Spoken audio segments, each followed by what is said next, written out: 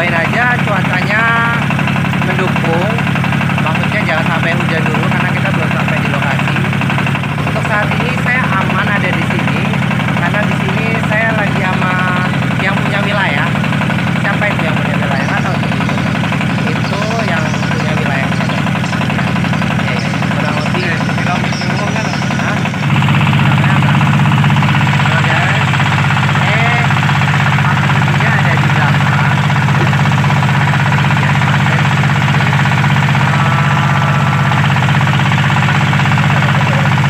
Bisa enjoy di sini.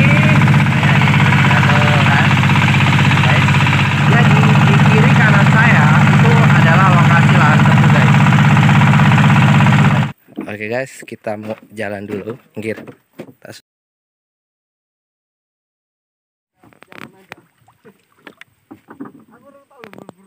Hah? Ini guys. Dadah. Jadi yang mau OTW tuh lihat guys.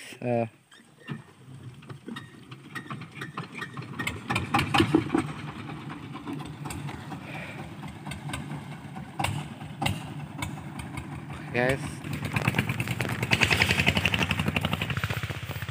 Ini tempat curhat, tempat istirahatku. Setiap ngopo-ngopo. Ini- Nyemprot, tandur, baca, karena nih bu. Sombong, kan nggak benar. Tanyain dulu sama yang tuanya. Ini tenan. Nah, makanya ini bagus ini padinya. karena belum tua. Cuman kayaknya cuman satu lorong ini, dua lorong ini kayaknya. Yang itu udah kuning itu. Di pematang sawah. Nyatanya tuh ada saudaranya tuh. Nggak bohong gitu. Kabarnya? Kuning, tua, kompet.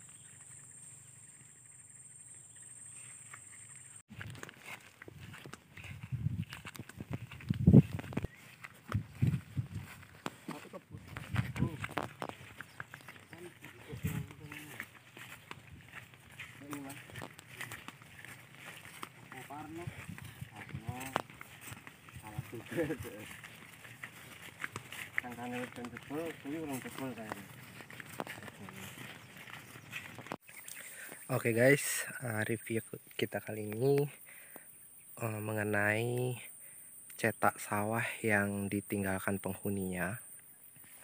Karena kendala utama di sini pekerjanya tidak ada karena satu orang megang beberapa lahan. Jadi saat tanam, saat panen mereka terkendala di tenaga manusianya guys. Jadi secara tidak langsung daerah cetak sawah ini ditinggalkan dari penghuni-penghuninya. Ini hanya ada beberapa yang masih bertahan dan mempertahankan aset mereka di sini. Meskipun sawah itu tidak produktif, tidak berdaya guna dengan baik, mereka masih memanfaatkan seperti jeruk dan tanaman sayuran seperti daun katu, dan ada juga tanaman sayur-sayuran lainnya guys. Jadi sangat sayang sekali cetak sawah yang digagasi oleh pemerintah untuk masyarakat agar masyarakatnya lebih maju, namun tidak bermanfaat dengan baik karena memang tenaga manusia yang tidak ada di sini guys. Dan satu lahan, satu kapling itu 2 hektar, satu orang tuh memiliki beberapa kapling, jadi beberapa hektar satu orangnya. Jadi secara tidak langsung pekerjaan ini tidak bisa dilakukan, dan saat tanam tidak bisa mengejar waktu, saat panen pun sampai padinya itu lewat dari usia panen sehingga padinya rusak. Jadi hanya ini yang masih bisa dipertahankan untuk tanaman jeruk. Jadi dibikin galengan oleh mereka, ditanami jeruk di sini guys. Dan tanaman-tanaman daun katu ini masih bisa bermanfaat buat mereka. Dan buah jeruknya Di sini sangat magung jeruknya guys. Tuh. Jeruknya sangat wah, buahnya guys. Buahnya guys.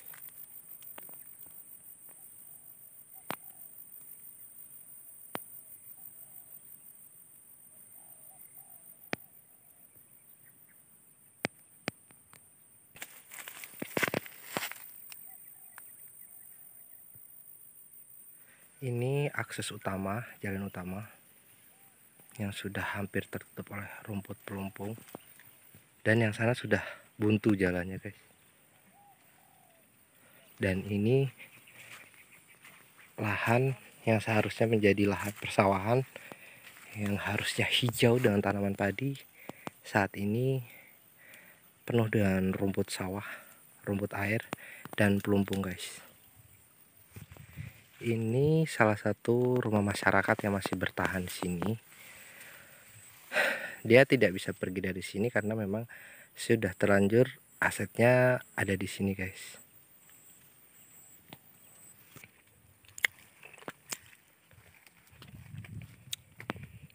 Dan kanal ini merupakan salah satu akses transportasi mereka untuk ke sungai besar untuk mengeluarkan hasil pertanian dari mereka guys.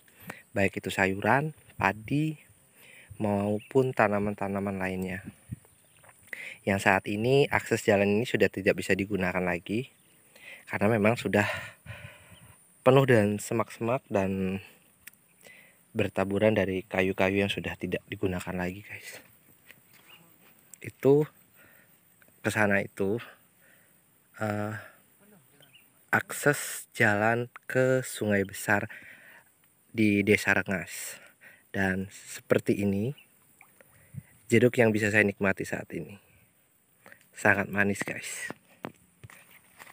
Nah, seperti ini yang mereka lakukan di saat mereka meninjau pemukiman mereka yang ada di sini guys.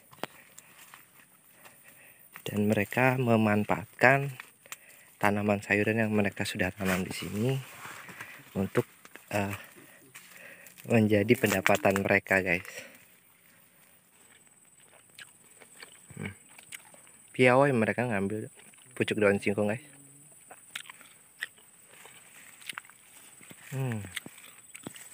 Coba, ini namanya daun singkong guys. Ada satu daerah nyebut ini daun budin. Banyak macam lah sebutannya guys.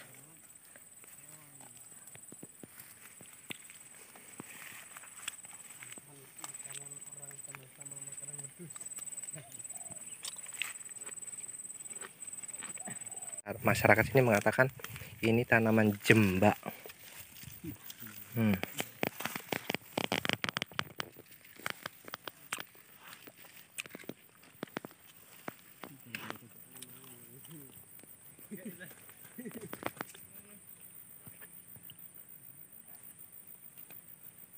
Pates, kaset.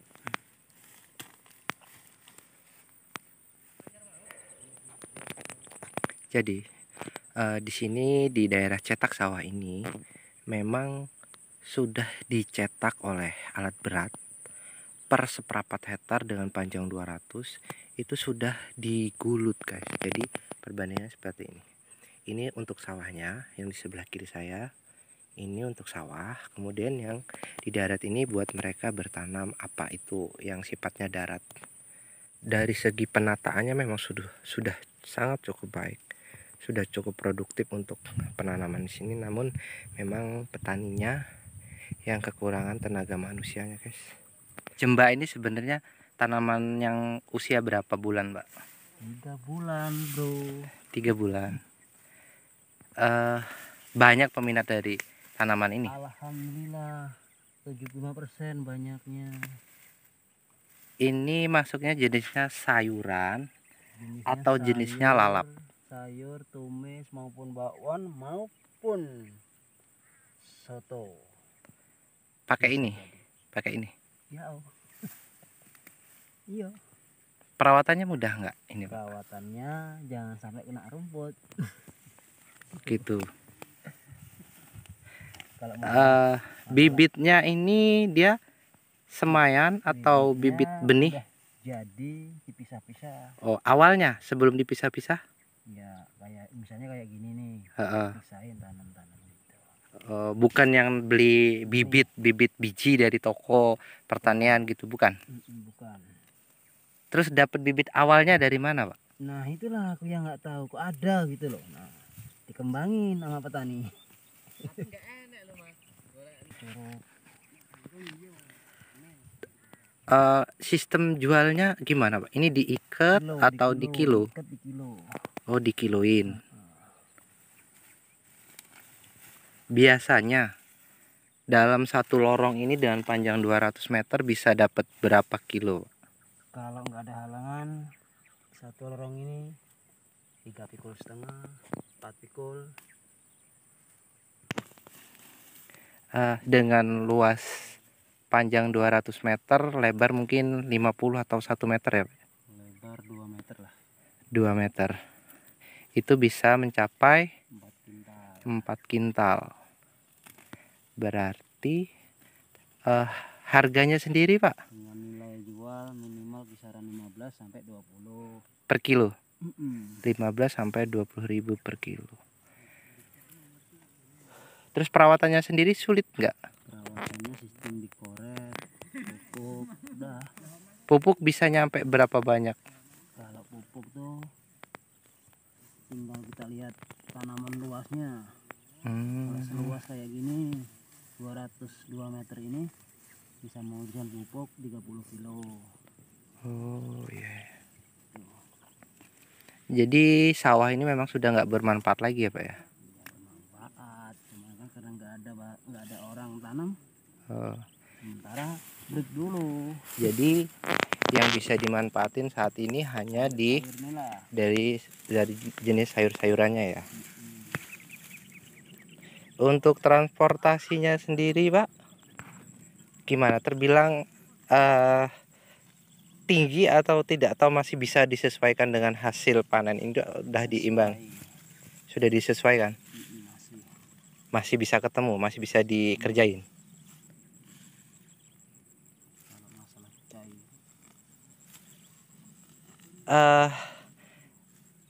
Ada berapa nama, Pak, sebutan dari tanaman ini? Kucai, jembak, gande.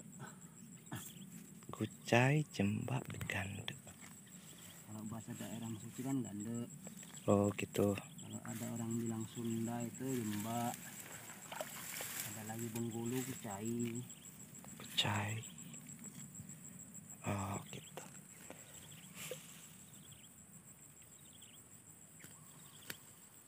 Terus jenis sayuran-sayuran lain yang ditanam di sini apa aja, Pak? Ya, biasanya terong, kacang, gambas, timun. Terus sawah ini sudah berapa lama nggak difungsikan? 2 tahun. 2 tahun.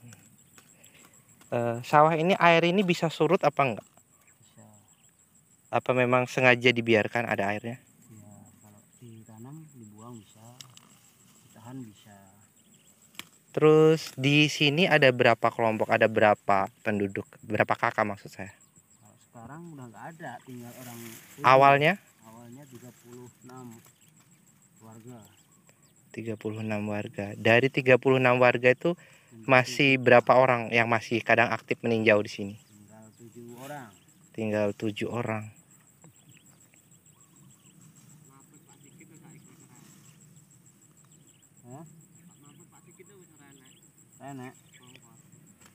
Jadi yang masih bisa lah mendapatkan hasil dari lokasi cetak sawah yang gagal ini. Sebenarnya nggak gagal cetak sawahnya, Pak ya. Karena cuma masyarakatnya ya yang nggak tanggung jawab lah, nggak dirawat. Tapi ya masih ada hasil yang masih bisa dinikmati dari sini ya, Pak ya. Itu artinya masih bersyukur ya, Pak ya. Terima kasih waktunya, Pak, sore ini. Terima kasih banyak buat cerita sedikit di daerah Wairaso ini.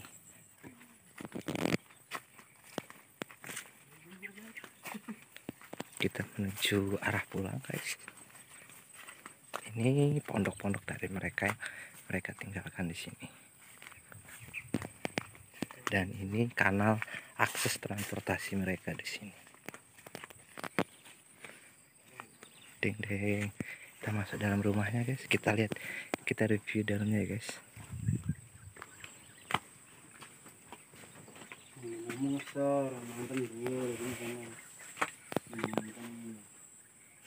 Jadi kayak gini lokasi di dalamnya guys.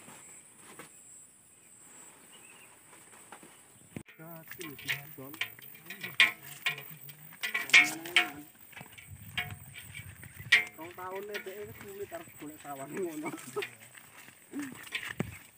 Nggak dong, nggak baca kan kafe nih. Aku yang wangi aku rong. Katanya hektar nih.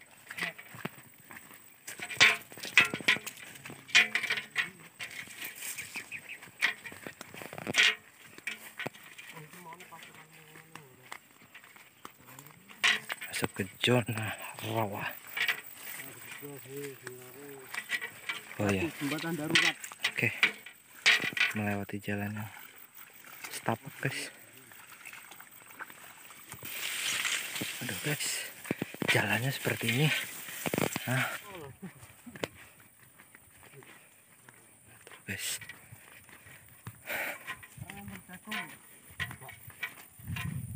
Ini setarnya dari mana ini? Oh.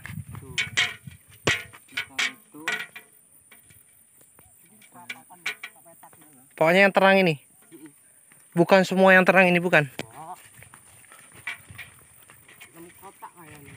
6 kotak.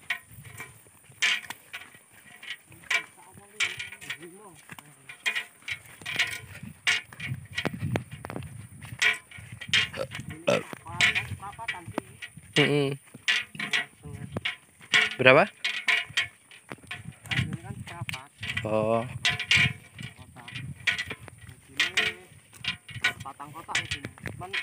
Patang kotak setar.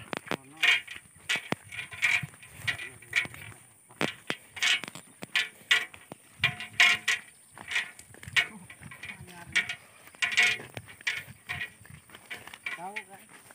Tak anu. Tak lihat dengan golongannya.